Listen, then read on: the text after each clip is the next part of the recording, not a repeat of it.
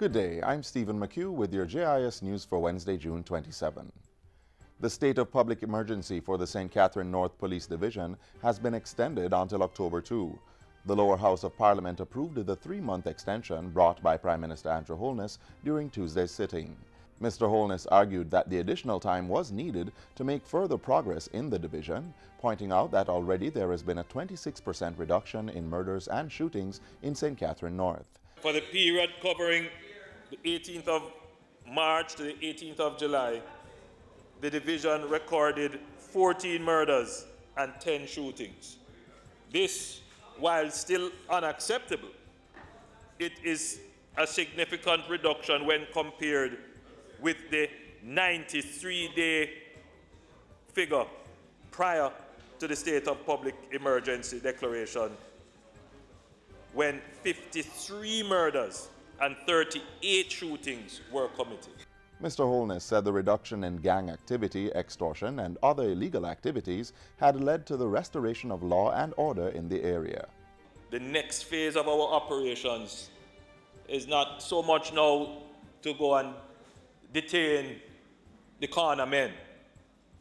The next phase of the operation now is to use the space created, the peace created, the networks that we have uprooted to get to the masterminds, to get to the kingpins. Definitive actions are being taken to resolve issues at the state-run oil refinery Petrojam, so says Prime Minister Andrew Holness. Mr. Holness made the declaration during a marathon sitting of the House of Representatives that went up to early this morning. He confirmed that the Auditor General is presently conducting an investigation into Petrojam's operations. It was also revealed yesterday that MOCA is doing its own probe of the oil refinery.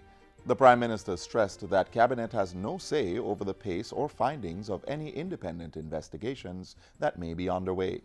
But in the interim, he says Cabinet will be taking certain policy actions to ensure that Petrojam functions with probity, transparency, and accountability. Which is why, Mr. Speaker, we have decided to ask the Public Accountability Inspectorate to invest of the Ministry of Finance to investigate certain aspects that we didn't get clarity on, and to do it quickly so that we can make the decisions, both policy and management decisions, that have to be made.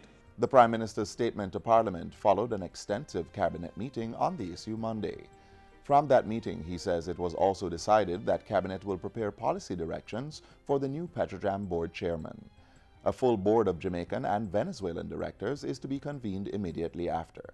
To address the identified weaknesses in the governance and management of the entity and ensure that government policy and systems of accountability are implemented. Asserting that his administration is committed to transparency, Mr. Holness says Cabinet will share the report it receives and the observations with the Auditor General and any other investigative body. He says the Cabinet Office is in the process of finalizing the documentation of the decisions it has taken. In very short order, that information will be shared with the Parliament and the country. In other news, the Universal Service Fund, USF, has sought to clarify what it says is misleading information in the public domain about its operations.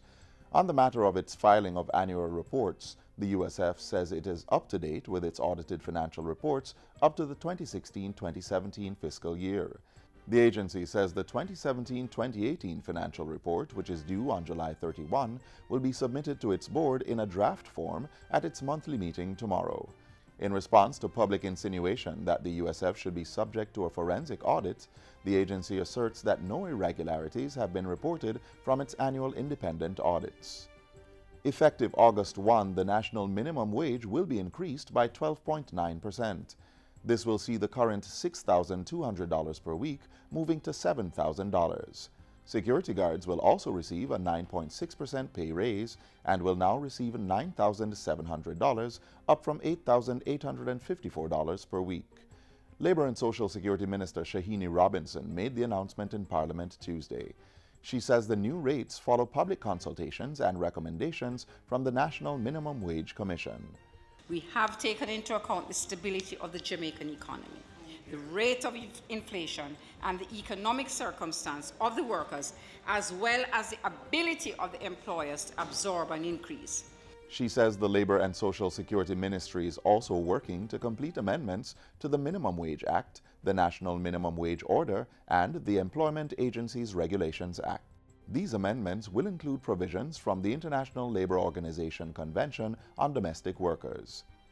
And finally, approval has been given for increases to benefits under the National Insurance Scheme, NIS. Pensions payable under the NIS will increase by 20%, moving from $2,800 to $3,400. The increase is retroactive to April 1, 2018. In addition, funeral grants have increased to $90,000 effective August 1. In the first instance, before the end of this financial year, funeral grants will be automated to allow online accessibility.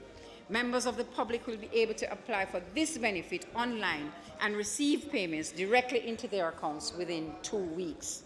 And that's it for JIS News Today. I'm Stephen McHugh. Thanks for watching.